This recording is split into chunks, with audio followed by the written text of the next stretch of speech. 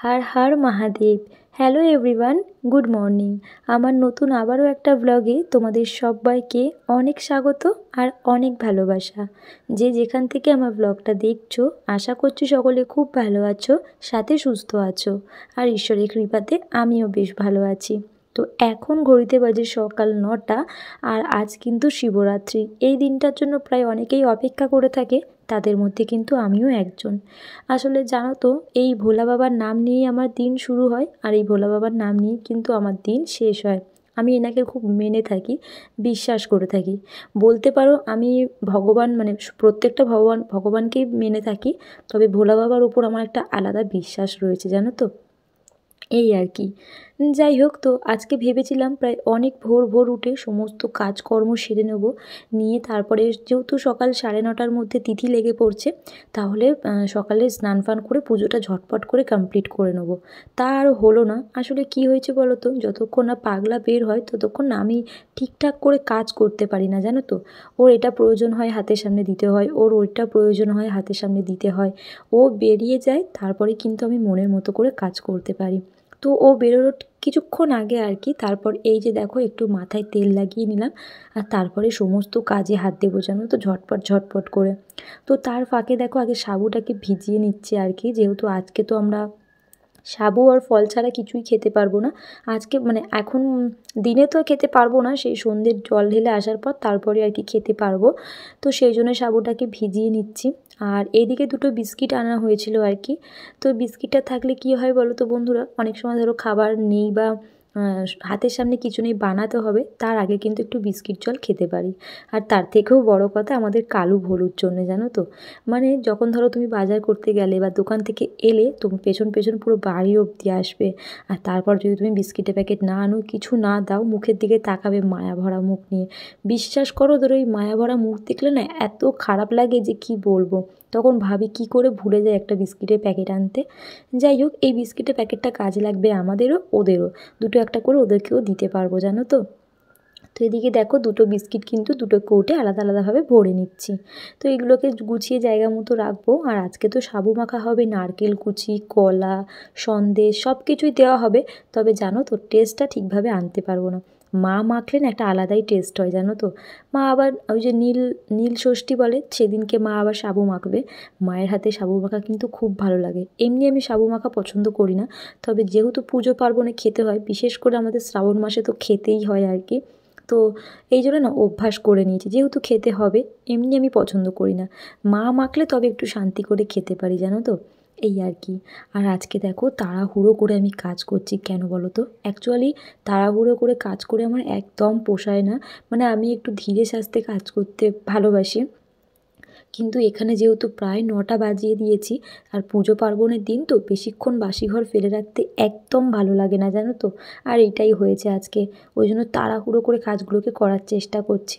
আগের দিন বাজারে গিয়ে ফল ফুল মিষ্টি যা যা লাগে আর কি, তারপরে তোমার দশকর্মার দোকানের বাজার সব আমি করে নিয়ে এসেছি। আজকে বোনেরা গেল বাজার করতে, আমাকে বলেছিল, তো আমি বললাম যে না, আমার সব কিন্তু কিনে আনা হয়ে গেছে আগের দিনে। আর আজকে তো আমরা জুতোও পরতে পারবো না, আর তার উপরে কী বলো তো, কোনো উপোসের দিন না বাজার টাজার করতে গেলে বা কিছু, মানে বাজার করে আসার পর দেখবে এত জল পিপাসা পাবে যে কি বলবো। তো সেই জন্য বললাম যে না, আমি আগের দিন সব গুছিয়ে রেখেছি। আর এমনিতেও জানো তো বন্ধুরা, আমি খুব একটা উপোস করতে পারি না, আমার খুব কষ্ট হয় উপোসে। তো এই ভোলা বাবার পুজোটা আমি খুব মন থেকে করি, মানে চেষ্টা করি করা। কষ্ট হয় না না, হয়, কিন্তু তবুও যেন কোথাও একটা ভালোবাসা রয়েছে, যে কারণে হয়তো পেরে যায়। সারা রাত চোখের পাতায় এক করি না, সারাদিন কী বলবো, জল তো দূরের কথা, কিচ্ছুই না, মানে যে থুতুটাও হয় সেটাও ফেলে দিই, জানো তো। এমনিতেও শিব পুজোর অনেক নিয়ম, কিন্তু তবুও এখনকার যুগে আর কে কত মানে বলো, আমিও সেরকম একটা পারি না গো মানতে। তবে যাই হোক, ভালোবাসাটা রয়েছে মনে ওনার জন্যে। তো এদিকে দেখো, কত তাড়াহুড়ো করে কাজ করেছি আমি। এদিকে আমার ঘর মোছা প্রায় কমপ্লিট হয়ে এসছে, ঘর ঝাড় দেওয়া, বিছানা গোছানো। এরপরে ভাবছি যাব স্নানে। আর কি বলো তো বন্ধুরা, স্নানে গিয়ে পুকুর ঘাটে আমার অনেক কাজ রয়েছে, মানে জামা কাপড় কাচবো, ওই যে বিছানার চাদরটা চেঞ্জ করলাম, সব কাচাকুচি করব, শ্যাম্পু করব, একেবারে স্নান করে সব কাজ সেরে তারপরে আসবো, মানে পুকুর ঘাটের যা যা কাজ থাকবে সব গুছিয়ে নিয়ে তারপরে ঘরে আসবো। তার ফাঁকে এই যে দেখো বাইরেটাকেও ভালো করে জল দিয়ে ধুয়ে দিচ্ছি। এমনি তো আমি প্রতিদিন ধুয়ে থাকি, আর যেহেতু পুজো পার্বণ সে কারণে আরও ভালো করে একটু ধুয়ে দিচ্ছি, জানো তো। পুজো পার্বণে যেন মনে হয় যেন বাসি ঘরটা কখন একটু পরিষ্কার করব, মানে কোন সকালে উঠে বাসি ঘর পরিষ্কার করব। আসলে সকাল সকাল যদি পাগলা বেরিয়ে যায় তাহলে সকাল সকাল আমার কাজটাও হয়ে যায়, জানো তো। ও তো বের হয় ওই 8:30 9টা এরকম টাইমে আর কি, এই আর কি, যে কারণে আমারও একটু লেট ওয়েট হয়ে যায়। যাই হোক, এর ফাঁকে পুরো জায়গাটাকে কিন্তু ভালো করে পরিষ্কার করে নিলাম। আর বললাম না ওদিকের ভাড়াটিয়াটা নেই, সেই কারণে পুরো গলিটাই আমাকে ধুতে হয় আর কি। মানে পরিষ্কার রাখলে তো আমাদেরই ভালো। যাই হোক, এরপরে স্নান করে প্রায় অনেকটা সময় কিন্তু গ্যাপ গেছে ব্লগ থেকে। আর সন্ধেবেলায় এই যে দেখো রেডি হয়েছে, ওদিকে মামি রেডি হচ্ছে, পাগলাও চলে এসেছে কাজে থেকে। দুজন মিলেই আর কি জল ঢালতে যাই। আর খুব ভালোও লাগে দুজন মিলে যখন পুজো করি, জানো তো। আর এই যে দেখো মন্দিরে এলাম, সেরকম একটা ভিড় হয় না এখন আর বলতে পারো, অনেকেই ঘরে ঘরে ঢেলে নেয়। তবে জানো তো আমিও আগে ঘরেই ঢালতাম, তবে যবে থেকে শুনেছি একবার হলেও পায়ে হেঁটে মন্দিরে যেতে হয়, তারপর না এই একবার হলেও কিন্তু আমরা মন্দিরে আসি। আর আমি আমার পাগলাকেও নিয়ে আসি, যেহেতু ও ভোলা বাবার ভীষণ বড় ভক্ত। তো দুজন মিলে একসাথে আমরা পুজো করি, আর তার মধ্যে না একটা আলাদা শান্তি খুঁজে পাই, জানো তো বন্ধুরা। এই আর কি। তো বাবাকে এখন দেখো জল চড়ানো হচ্ছে, এখন ডাবের জল দেওয়া হচ্ছে। প্রায় অনেকেই পুজো কমপ্লিট করে নিয়েছে। রেডি হয়ে আস্তে আস্তে তোমার সন্ধ্যে 7:30 মতো বেজে গেছিলো। যাই হোক, এসে না ফাঁকাও পেয়েছি, বেশ ভালো করে বাবার নাম নিতে পেরেছি 108 বার। তারপরে অনেকক্ষণ বাবার সামনে বসেছিলাম, আরতি করেছি, অনেক কিছু করতে পেরেছি, জানো তো। তো এদিকে দুজন মিলে পুজো কমপ্লিট করছি। আর তারপরে আর কি যাবো বাড়িতে। আর তারপরে সাবু মাখতে হবে, ওই সারাদিন পর ওই সাবু মাখা আর একটু ফলই খেতে পারবো। তো এদিকে বলতে পারো পুজো আমাদের কমপ্লিট হয়ে এসেছে আর কি। অনেকক্ষণ ধরেই পুজো করেছি আমরা মনের মতো করে আর কি। যাই হোক, এই যে দেখো তারপরে বাড়ি এসে সব বোনেরা মিলে বসে পড়েছি। সারা রাত যেহেতু জাগবো, গল্প করব, আড্ডা মারবো, কিছু করার নেই আর কি। এইভাবে সারাটা রাত কাটাতে হবে।